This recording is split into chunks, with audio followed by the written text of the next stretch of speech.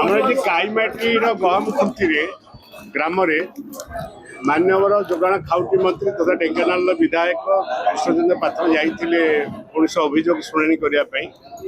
ସେଠି ଯେଉଁ ପରିସ୍ଥିତି ସୃଷ୍ଟି ହେଲା ଆପଣଙ୍କର ଗଣମାଧ୍ୟମ ଏବଂ ପ୍ରିଣ୍ଟ ମିଡ଼ିଆ ଇଲେକ୍ଟ୍ରୋନିକ୍ ମିଡ଼ିଆ ଅନ୍ୟାନ୍ୟ ଦେଖିଲା ପରେ ଆମେ ଦେଖିଲୁ ଯେ ସେ ଯେଉଁ ଚାର୍ଜ କରିଛନ୍ତି ପିଓ ଏବଂ ବିଡ଼ିଓଙ୍କୁ ଯେ ତୁମେ ପଇସା ଖାଇ ଘର ଦେଇଛ, ସିଏ କହିଛନ୍ତି ପିଓ ଯେ ତୁମର କର୍ମୀମାନେ ପଇସା ଖାଇକିନି ଗୋଟେ ଲିଷ୍ଟ ଆମକୁ ଧରିଛନ୍ତି ଜବରଦସ୍ତି ଯେ ଏଇ ଲୋକଙ୍କୁ ଘର ଦିଆଯାଉ।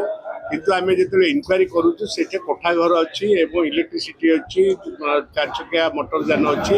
ତେଣୁ ଆମେ ସେଠି କାଟିଲା ପରେ ମନ୍ତ୍ରୀ ଉତ୍କ୍ଷିପ୍ତ ହୋଇ ତାଙ୍କୁ ଅପଶବ୍ଦ ବ୍ୟବହାର କରିଛନ୍ତି ଏବଂ ତାଙ୍କ ବ୍ୟବହାର ଖରାପ କରିଥିଲେ। ଲୋକଲୋଚନରେ ତାଙ୍କ ମାନହାନି ବି ହେଇଛି, ତାଙ୍କ ପରିବାର ଲୋକ ବିଷୟରେ କ୍ଷୁବ୍ଧ ହେଇଛନ୍ତି, ରାଜ୍ୟବାସୀ କ୍ଷୁବ୍ଧ ହେଇଛନ୍ତି। କାହିଁକି ନା ଯେତେବେଳେ କର୍ମୀମାନେ କିଛି ବିଜେପିର କର୍ମୀମାନେ ପଇସା ଖାଇ ମାନେ ଅଫିସରଙ୍କୁ ପ୍ରେସର ଦିଅନ୍ତି କାମ କରିବା ପାଇଁ, ସେ ଅଫିସର ମାନେ ଅଣ୍ଡନ ହେଇଯାନ୍ତି। ସେ ପରିସ୍ଥିତି ସେ ପିଓ ବିଡ଼ିଓ ଅଛନ୍ତି। ତେଣୁ ସେମାନେ ଏଇ କାର୍ଯ୍ୟକ୍ରମକୁ ଆମେ ନିନ୍ଦା କରୁଛୁ, କାହିଁକିନା ସମସ୍ତଙ୍କର ସମ୍ମାନ ଇଜ୍ଜତ ମହତ୍ତ୍ୱ ଅଛି। ତେଣୁ 5 ଲୋକଙ୍କ ଆଗରେ ଜଣଙ୍କୁ ଅସମ୍ମାନ କରିବା ନିହାତି ଗୋଟେ ଗର୍ବ ଅହଙ୍କାରର ପରିଚୟ ସୃଷ୍ଟି କରେ। ସେ ମାନ୍ୟର ମନ୍ତ୍ରୀ ହିସାବରେ ରାଜ୍ୟର ମନ୍ତ୍ରୀ, ଲୋକଙ୍କର ମନ୍ତ୍ରୀ, ଲୋକଙ୍କ ଦୁଃଖ ସୁଖରେ ସାଥୀ ହେବା ପରିବର୍ତ୍ତେ ଲୋକଙ୍କୁ ଅପଶବ୍ଦ କରି ଅପବ୍ୟବହାର କରି ଲୋକ ମାନହାନି ନଷ୍ଟ କରୁଛନ୍ତି। ତେଣୁ ଏଥିପାଇଁ ନିନ୍ଦା କରୁଛୁ ବିଜୁ ଜନତା ଦଳ ତରଫରୁ। ଏବଂ ଏମାନେ ବାଛ ବିଚାର କରି ବିଜୁ ଜନତା ଦଳ ହଉ ଚାहे କଂଗ୍ରେସ ଦଳ ହଉ ଅନ୍ୟ ଲୋକଙ୍କର ଘର କାଟୁଛନ୍ତି, ଭତ୍ତା ଦେଉନାହାନ୍ତି ଏବଂ ସରକାରୀ କାର୍ଯ୍ୟକ୍ରମ ବଞ୍ଚିତ କରୁଛନ୍ତି। ଯଦି ଏଭଳିଆ କାର୍ଯ୍ୟକ୍ରମ ହୁଏ ଆଗାମୀ ଦିନରେ ତାହେଲେ ଆମେ ବିଜୁ ଜନତା ଦଳ ରାଜଧାନୀକୁ ଓହ୍ଲେଇବୁ ଏବଂ ଯେଉଁ ପିଓ ବିଡ଼ିଓଙ୍କର ଯେଉଁ ମାନହାନି ହେଇଛି ତାଙ୍କ ସହିତ ଆମେ ଅଛୁ, ତାଙ୍କ ସହିତ ବିଜୁ ଜନତା ଦଳ ଅଛି। ଏବଂ ଆଗାମୀ ଦିନରେ ଯଦି ସେମାନଙ୍କୁ ସଠିକ୍ ନ୍ୟାୟ ନ ମିଳେ ତାହେଲେ ବିଜୁ ଜନତା ଦଳ ରାଜଧାନୀକୁ ଓହ୍ଲେଇବୁ। देखो दाबी हूँ जमीक गोटे सबू सरकारी व्यवस्था गोटे सिस्टम थाए।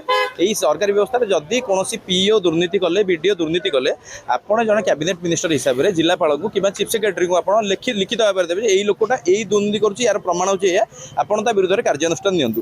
किंतु पब्लिकली गोटे भाग चोप पड़ी गोटे शब्द प्रयोग करवा अशोभनीय आचरण करवा गोटे महिला प्रति और गोटे ओएस अफिसर प्रति निश्चित भाव में गोटे निंदार विषय। और ता सहित ढेंकानाल सदर ब्लॉक समस्त पीओ और जिलार पीओ संघ मैंने जिलापाल एवं बीडीओ को दुई दुईटी लेखा देवा पर किछि नाम सहित राजनैतिक दलर चाप सृष्टि करुछंती, बाध्यबाधकता करुछंती जे किछि लोकन को राजनैतिक दलर लोक मान को आवास जो माने अयोग्य से योग्य विवेचना करने से चाप प्रयोग करुछंती।